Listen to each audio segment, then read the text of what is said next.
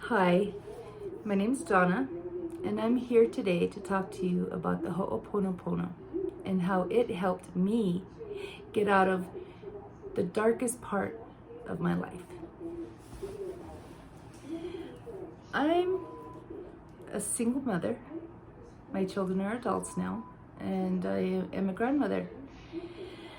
I am currently in a spinal brain rehab facility. I'm working on some balance issues because I had some medication issues, so I got dizzy, and we're just kind of readjusting and making sure we're getting on the right therapeutic levels. Okay, so with that being said, I wanted to talk to you about how at one point in my life I was just broken. I had such a low self-esteem. I was needy, desperate, insecure. I used to think, why does everybody else get love? How come I can't find any? And it stemmed from when I was young. I just didn't have a really healthy self-esteem. I was adopted, but I'm adopted within the family. I just never felt like I belonged anywhere. And I was told by, some people that I really looked up to that I was too ugly to find a man. I will never find a man who will love me. I'll never be married. Things that really hurt me spiritually and soulfully. I was wounded. And so growing up wounded, I experimented with cutting myself, suicide attempts, running away, those kind of things that just really caused a lot of harm, not just physically putting myself in danger, but spiritually, emotionally, and mentally. And I suffered from depression. I suffered from just all the negative things anybody can put into their own minds, because as human beings we create our own lives. What we think about, we bring about. What we fear will always appear or reappear. We build our own vortices. We each have our own world that we live in. Everyone's perceptions are their own.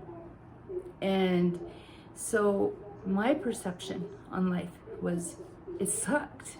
Life sucks. Oh, poor me. I was on the pity potty, feeling sorry for myself. People bullied me. And then because I said that, I spoke it into existence. People bullied me and my daughter, and things just went really bad. And for a while, life was so horrid that I didn't even want to get out of bed. I didn't want to eat. I didn't want to do anything. I'm afraid of needles, okay? I cannot stand anything with needles, but I actually even contemplated. I don't know if they can actually do this. I never really looked it up. But I contemplated filling a syringe with air or even Clorox. But I couldn't do it because I was too afraid of needles. But I also knew that I belong here, that I have a purpose. And I didn't find that purpose until December 20th. A horrific thing happened. But there's videos that I have out on that. You can watch them at your own leisure. Hey, leisure. I just said it just because I like that. But we're going to talk about the Ho'oponopono. It's a Hawaiian meditation. It's actually an old ceremony that they used to do. And I don't like to say ancient kind of chants and stuff like that, because it kind of has a connotation of fallacy, like it's not true, like it's a myth. But the Ho'oponopono is actually something that they used, the Polynesians in that area, even all the way up to New Zealand, they used this when something wasn't working and they wanted the relationship to work or to be fixed. They wanted to make it right. So in order to make it right out here, you have to make it right in here.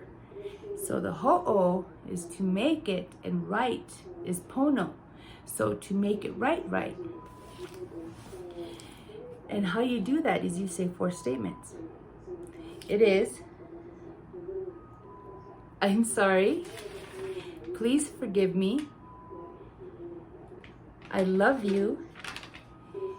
And thank you.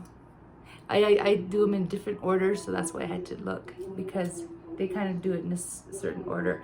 I say, I'm so sorry. Please forgive me. Thank you. And I love you. I put it out with like such universal, unconditional, without expectation, without expectation love, just universal, unconditional love. So I do that. And so for a long time, I used to hate myself. I would look at myself. I couldn't even look myself in the mirror, actually. It's so ugly, fat, this and that. And I'm okay with people's opinions of me, because at one point, I valued everything that they said, and it hurt me. But now I don't care, because I love Donna. I love me. Who I am today, man, I love me. Man, I want to date me. I'm just kidding. Teasing. But, so what I do, or what I had to do in order to get to where I am today, where I'm okay, I love myself, and I'm happy.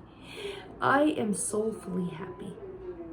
I am actually an advocate. I'm fighting to change social services. I'm fighting to change policies. I'm fighting for people who are addicted to fentanyl. I'm fighting for pregnant women so that they could have a chance, not only for themselves, but also for their unborn children. Things that happened in the past, we can't do anything about. There's no use saying shoulda, woulda, coulda, or having any kind of negative anything's attached to it. Let it go. And we don't see the future either, for that matter. We don't see tomorrow. We only see right now. We only see right now. So if you want to change something, if you want a miracle to happen right now, you got to do it right now. You have to do it. If you want to see that change, you got to do it yourself. Like that saying, if you want things to change, you got to change the way you see things. So the things you see change. Kind of went in circles on that one. But do you understand what I'm trying to say? Okay, so being that low self-esteem person where I think anyone found me attractive in any way, I'm not worried about that now still. I love me. I'm okay by myself. But I wanted it. I had this one guy, right? Oh, he was so beautiful. He was the most beautiful human being I've ever seen in this world. And he didn't like me back, and that's okay. We worked together, but there was this one time, I'm gonna tell you it's my little secret, I guess. When I had times when I couldn't get through a day, when I couldn't get through an hour, I remember this one moment in time that always brought me back to some form of happiness, even though at that point in my life, in those points in my life, I wasn't happy.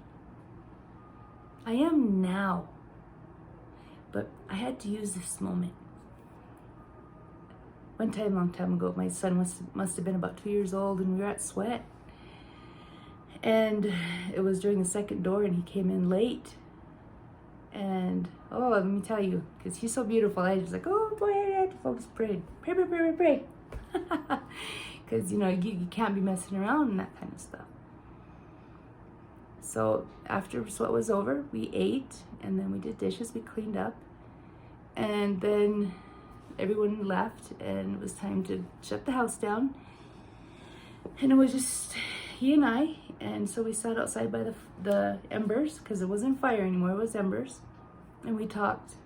And it was just outside, you could see the mountains perfectly under the stars. It was really nice. My sister came to pick me up, and we were gonna go someplace. We're gonna go home, I think. And he hugged me goodnight.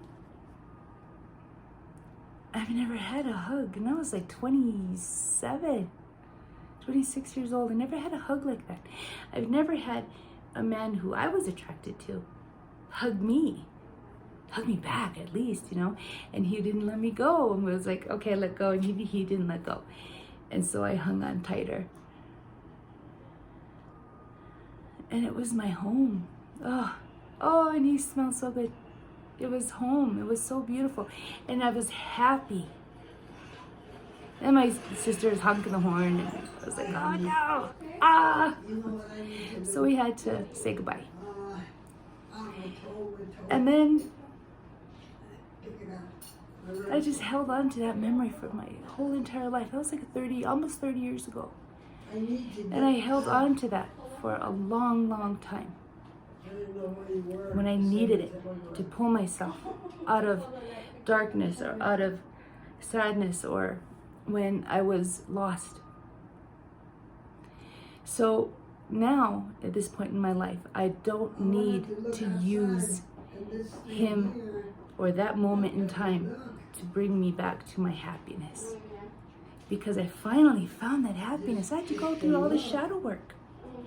I had to find out what it was that made me feel jealous or angry or feel sorry for myself or say that I'm ugly. I had to go into those deep, dark shadows that I was afraid to say, why do I think I'm ugly? Who? Look in the mirror and say, why?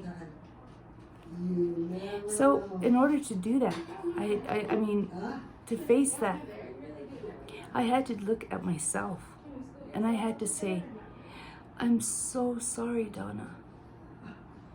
Please forgive me. I love you. Thank you, right? Okay? So then I imagine when that person who I never thought would say something like this, you know, told me, you're so unattractive. No man is ever going to find you worthy.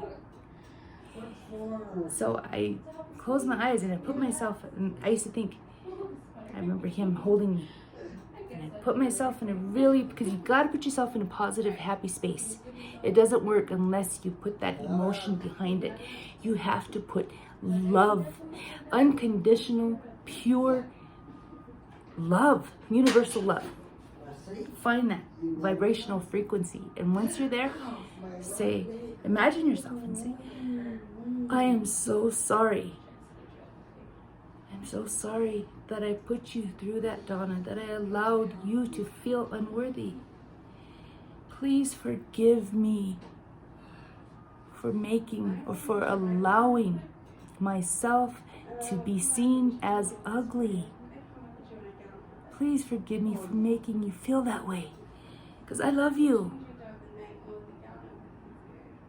And thank you, Donna, for not giving up on life. Thank you, Donna, for doing what you can do to help not only yourself, but others. You know, just I kind of add on to her. I did that for 21 days, and I used to do it for like an hour at a time. And then I got to a point where I would imagine the person who I wanted to build a better relationship with. That's the person I thought of. And then I would say, I'm sorry, so-and-so. I'm sorry that this, whatever. Please forgive me for. I love you because. Thank you that. And that's what helped me. And when I went through my dark shadows, I know I can be a jealous person. Hell, if you can't even admit that yourself, you know, that's something, you know, we all can be jealous. We all can be mean. We all can be feeling sorry for ourselves or pitiful. Or what's the word? We can all feel sorry for ourselves. We can all be whatever the negative word is. And so how you get that to release or to let go of you, take that hold off you, is you go like, okay, say, you know I can be a jealous person. Because I look at people and think, God, I used to think this. Yeah, I used to think this. Used to think as like somebody who was so mean and witchy, and think, how can someone like that geez, they always have somebody. Or somebody who's, I don't think this anymore. When I was younger and dumb, like somebody who was 475 pounds. How can they get somebody? And I'm not, just stupid stuff like that. So, I totally forgot what my point was. But you take that and you acknowledge the fact that you can be that kind of person. You can be judgmental, you can whatever. So I can be, Donna, you can really be judgmental sometimes. I know that about you. So you say, okay, Donna, I acknowledge the fact that I can be a judgmental person. I don't like that about myself. I acknowledge it, I don't like it, and I'm going to work on it. And so I find something that I would normally be judgmental over, and then I say I love it. I love it. Like cactuses or goat heads. Oh my gosh, I hate goat heads. Goat heads. Step on one. Oh, thank you, goat head. You want to say, you want to cuss, but you can't, right? Thank you, goat head. Thank you for teaching me that lesson, because I should have been looking on the ground. I should have swept the floor before I whatever. It's always taking accountability. But that's what I had to do. And I probably kind of went off topic a little bit. I don't know if I have anything else to say. But I did want to say, look up the Ho'oponopono. I don't want to, get into the history or anything like that, because I figured you can look that up on your own time. I told you the 4 statements that you would be saying for the Ho'oponopono. I'm sorry, please forgive me. I love you and thank you. And I told you how it helped me, and it really did. If you have any questions, or if you have any topics that you would like me to go over or talk about, I'm going to be doing a series of different videos, because I really want to help empower other people, because I wish I had the support that I want to give to others the way I'm giving to you now. So, well, looks like the nurse is here, and I need to she needs to get my vitals, so I gotta go. I don't want you guys watching while she's doing my stuffs. So, until next time, thank you very much, and have a good evening.